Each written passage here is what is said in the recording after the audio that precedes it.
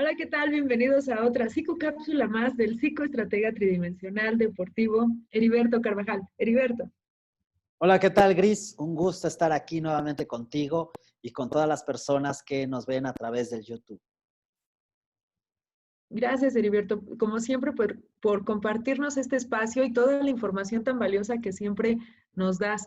El día de hoy, en esta tercera parte de la autocrítica, vamos a hablar sobre el crecimiento. Y esta es el 10º tema de la frustración del vendedor. Recuerden que es una serie de videos. ¿Nos podrías decir, Heriberto, qué tiene que ver el crecimiento con nuestra autocrítica? El crecimiento con nuestra autocrítica. Claro que sí, Gris. Bueno, nuevamente, para ir complementando lo que hemos estado platicando en los videos anteriores, cuando nosotros tenemos una autocrítica de nosotros mismos o de nosotras mismas, también tiene que ver el crecimiento que va a causar eso. Ok, entonces, si yo, por ejemplo, tengo una autocrítica positiva, por supuesto que va a haber un crecimiento positivo. Pero si yo tengo una autocrítica negativa y destructiva, pues definitivamente va a haber una acción negativa, destructiva. Tanto que me puedo convertir en un vampirito energético. ¿Qué es eso del vampirito energético, Heriberto? Bueno, pues es aquella persona que en su momento creyó en él, creyó en las personas, creyó en sus sueños, no se puso metas, tuvo expectativas, pero ¿qué crees? No lo logró, se cansó. Hubo una autocrítica, pero en lugar de ser constructiva y positiva, fue negativa y destructiva. Y a consecuencia, ahora es un líder, pero que anda entre las personas diciéndoles, no se puede. Eso tampoco se puede. Ser realista, no se puede. Bueno, yo te lo digo que no se puede. Yo ya lo intenté y lo intenté por arriba, por abajo y por los lados. No, se puede. Entonces, si yo no pude, ¿por qué deberías de poder tú? Claro que no. Entonces, eso es lo más peligroso. Entonces, por supuesto que la autocrítica, ok, sí debemos de ser muy cuidadosos porque la autocrítica es buena, no es mala, siempre y cuando sea positiva y constructiva, ¿no? Que la autocrítica tiene que ver después del autoanálisis y de hacer una reflexión y una introspección, que de hecho muchos grandes lo hacen constantemente, ¿no? Es como un hábito, ¿no? Cada año, pues hacer una reflexión de todo lo que hiciste y cuáles fueron tus aciertos. Check, check, check. Y cuáles son las áreas de oportunidad. Check, check, check, check. ¿Qué puedes mejorar? ¿Qué deberías de quitar? ¿Qué no? ¿Cómo sumas? Y lo que sigue. Y lo que sigue, ¿no? Entonces, pues básicamente esas son las características, ¿no? que tiene la autocrítica en cuestión de nuestras acciones. Ok, Heriberto, muchísimas gracias. Y bueno, ahora que estamos en este tema de la autocrítica, es muy común escuchar cuando también empiezas a hacer una, una, una especie de acciones para tu crecimiento, el que algunas personas pues piensen que hay una edad, pues no sé, límite para poder tener un crecimiento, ¿no? No sé, luego dice, no, bueno, es que yo ya pasé por esa etapa, yo ya no creo tener crecimiento, o viceversa, ¿no? Que las personas jóvenes pues puedan decir, no, ahorita no, más adelante empezaré a tener un crecimiento con respecto a mis metas, ¿no? Entonces, ¿hay alguna edad en específico para poder experimentar este crecimiento? Gracias, claro que sí. Bueno, pues nuevamente es creencias. Creencias, ¿por qué creencias? porque hay culturas, ¿ok? Hay culturas, hay, por así decirlo, grupos de personas que pues básicamente empiezan a tomar adiestramientos, consejos desde muy temprana edad, ¿no? Entonces, por ejemplo, los judíos. Los judíos, ellos desde edades muy tempranas empiezan ya a hacerse cargo inclusive de sus propios negocios, de sus propias familias, ¿no? Un judío casi a la edad de 13, 14 años, ellos ya son personas independientes, ya, ¿no? Entonces, pues básicamente es una creencia, o sea, cada quien es creencia dependiendo del entorno donde tú te desenvuelves. Entonces, pues básicamente no hay edad para aprender. Todo el tiempo nosotros estamos aprendiendo. ¿Por qué? Porque otra vez, si la mayoría de los seres humanos no nacimos sabiendo cosas, sino todo es aprendido, entonces obviamente, pues no hay límite de aprendizaje, ¿ok? Desde que nacemos tenemos que aprender a caminar, tenemos que aprender a dominar un idioma, tenemos que aprender a convivir con las personas, tenemos que aprender a andar en bicicleta, a jugar fútbol, basquetbol, tenis, golf, X deporte, ¿no? Aprendemos a bailar. ¿Y cuántos diferentes bailes hay? Muchísimos. Aprender a... ¿Cuántos idiomas? Muchísimos. A tocar un instrumento, perdón. ¿Cuántos instrumentos? Muchísimos. Aprender a hacer videos, aprender a editar videos, a aprender a hablar en público, a aprender a vender en público, a aprender uno a uno, a vender uno a uno, a aprender a desarrollar diferentes habilidades. Entonces el aprendizaje no tiene, por así decirlo, una edad ni de inicio ni de final.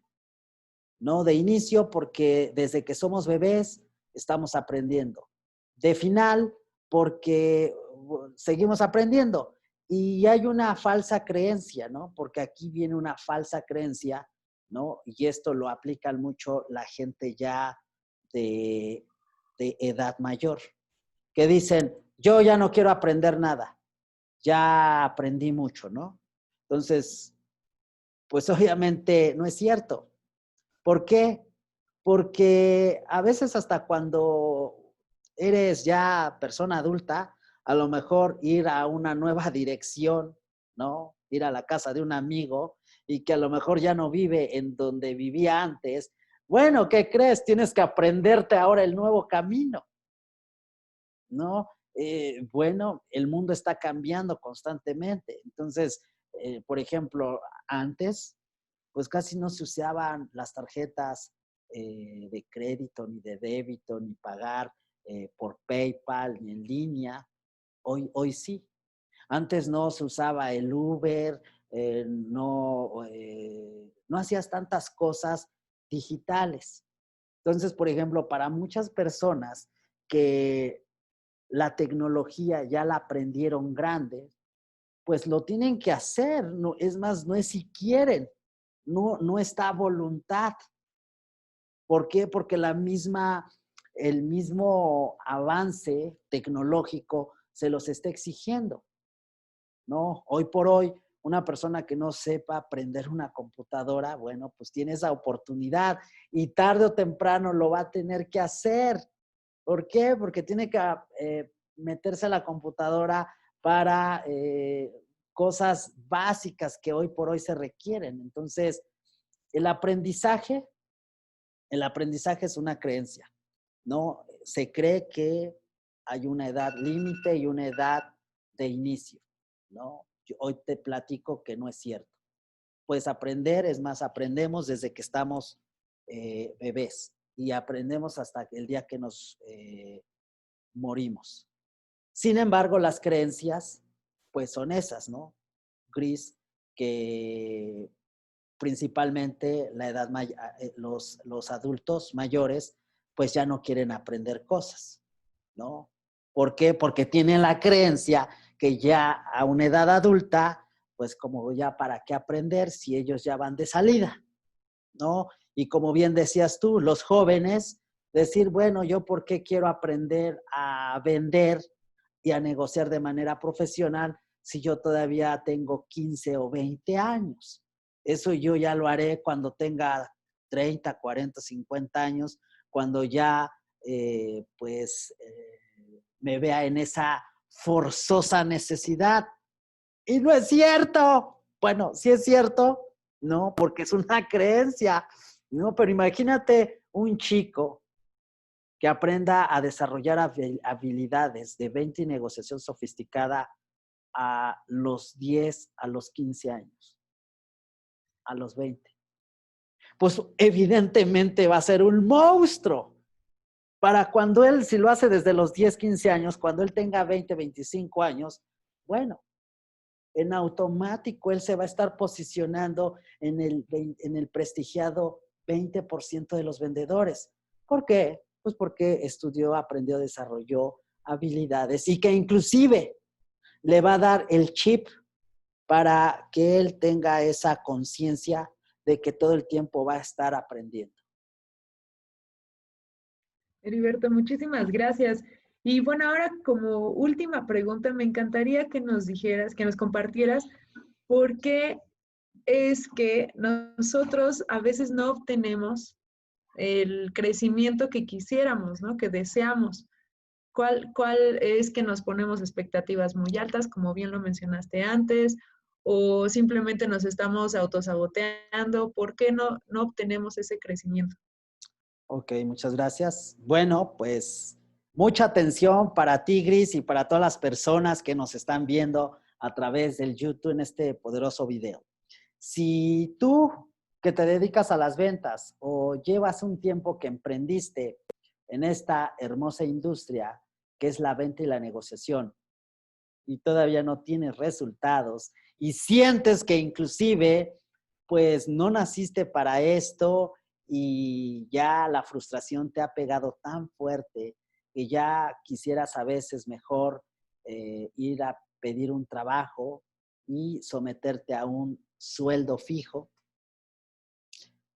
Bueno, aquí te comparto algo muy importante. Uno, ¿por qué las personas no llegan a sus objetivos? Paso número uno, lo más importante, porque no creen que lo van a lograr. Desde que se trazaron la meta, no creyeron que iban a llegar. Entonces, cuando no creen, su intención es chiquita. La intención es igual a la psicología. La intención debe de ser alta. Psicología alta. Entonces, si tú crees que lo vas a lograr, tú vas a hacer todo lo que esté a tu alcance para hacerlo. Créelo. Es como decir, hoy voy a cenar en tal restaurante. Y si tú tienes la intención tan fuerte, lo vas a hacer. Bueno, el día de hoy, o en estos tiempos de pandemia, de coronavirus, probablemente esté medio más complicado porque están cerrados, pero ya es una situación externa a ti, ¿no? Tú podrás tener, pero aún así, si tu intención es demasiado alta, créeme, lo puedes hacer. No adentro del restaurante, pero sí puedes generarte esa cena. Entonces, por darte un ejemplo, entonces lo importante es primero creerlo para que se genere la intención, en otras palabras, la psicología. Segundo, por el miedo. realmente algo que nos paraliza es el miedo. Y esa es la verdad. Entonces, desafortunadamente, a veces ya sabemos lo que tenemos que hacer. Ya sabemos, tenemos el mapa, ya sabemos el caminito, sabemos que debemos de hacer 20 llamadas, sabemos que necesitamos contactar prospectos, sabemos que debemos de desarrollar nuestro speech, sabemos todo lo que tenemos que hacer, pero ¿qué crees? ¡No lo hacemos! ¡No lo hacemos! Entonces, pues obviamente no hay acción. ¿Por qué? Porque el miedo nos tiene paralizados, nos tiene atrapados así de ¡ah! Consecuencia, no hay resultado. Entonces, por eso Tony Robbins, ¿no? Carlos Carrera, estos dos grandes te dan una recomendación muy fuerte. Te dicen, ante la duda, la acción. Ante el miedo, la acción. Ante la incertidumbre, la acción. O sea, si tú estás entre sí y no, hazlo. Es que así funciona. No creo que funcione. Hazlo. Bueno, es que tengo miedo. Hazlo. Bueno, es que hazlo. Ejecútalo. ¿No? Y entonces ahí es cuando empezamos a tener resultados. Entonces el miedo existe, nada más que hay personas que bailamos con el miedo, ¿no? Lo abrazamos, lo hacemos parte nuestro y disfrutamos el camino. Pero hay quienes el miedo, bueno, los tiene agarrados de donde más les duele, los tiene paralizados, aterrorizados. A consecuencia, pues, nos quedamos quietos sin hacer nada. Y entonces, pues, no tenemos resultados. Entonces, básicamente son esas dos grandes causas, ¿no? Que, pues, no le permita a un ser humano, ¿no? A una persona, pues, generar esos resultados.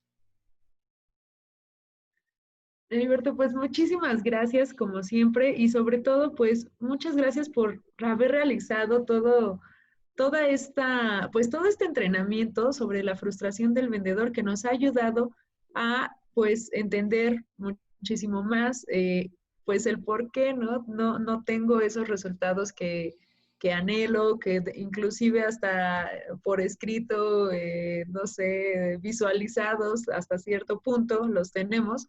Y bueno, al hacer esta serie de videos de frustración del vendedor, pues nos damos cuenta en qué podemos comenzar a trabajar más y en qué tal vez pues vamos bien, ¿no? Vamos acertados, como bien dices tú ahora, tal vez con miedo, pero seguimos en el camino.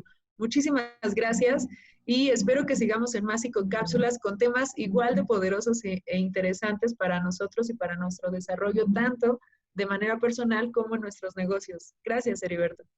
Gracias, Gris. Pues un placer haber compartido esta serie de videos en este gran tema que se llama la frustración del vendedor, el cual pues básicamente tiene varios pequeños temas del por qué una persona se frustra y pues cuáles son las herramientas que tú puedes llevar a cabo o las acciones que puedes llevar a cabo para que tú pues salgas de esa frustración. Recuerda, si tú te dedicas a las ventas y a las negociaciones, en algún momento vas a experimentar la frustración. Eso dalo por hecho. Pero ese no es el tema, ese no es el reto. El tema y el reto es cómo vas a salir adelante ante esas situaciones. Y más cuando hay mucha presión. Entonces, pues básicamente esta es una información que espero que sea de utilidad, ¿no? Tanto en tu vida personal como de negocios y a consecuencia mejores tus ventas. Porque recuerda, en la vida como en los negocios, tú nunca vas a tener lo que crees que mereces, sino lo que no sabes vender y negociar. Y entre mejor seas para vender y negociar, mejor te va a ir en la vida. Gris, muchísimas gracias. Gracias a ti y para ustedes que no pudieron seguir toda la serie de La frustración del vendedor, recuerden que pueden buscarlo. El primer tema es la excusitis, el rechazo, también tenemos la victimez, el drama, la escasez, las 5 huellas que fueron muy importantes, las 5 huellas del dolor, el niño interior, por supuesto, el autoestima dañada, las creencias limitadoras o limitantes, y por último la autocrítica. Por favor, visita estos videos, te van a encantar para poder desarrollar todos nuestros objetivos que tenemos en nuestra vida personal como de negocios. Síganos en otras psicocápsulas más adelante y siempre con el psicoestratega tridimensional deportivo Heriberto Carvajal. Muchísimas gracias y hasta luego.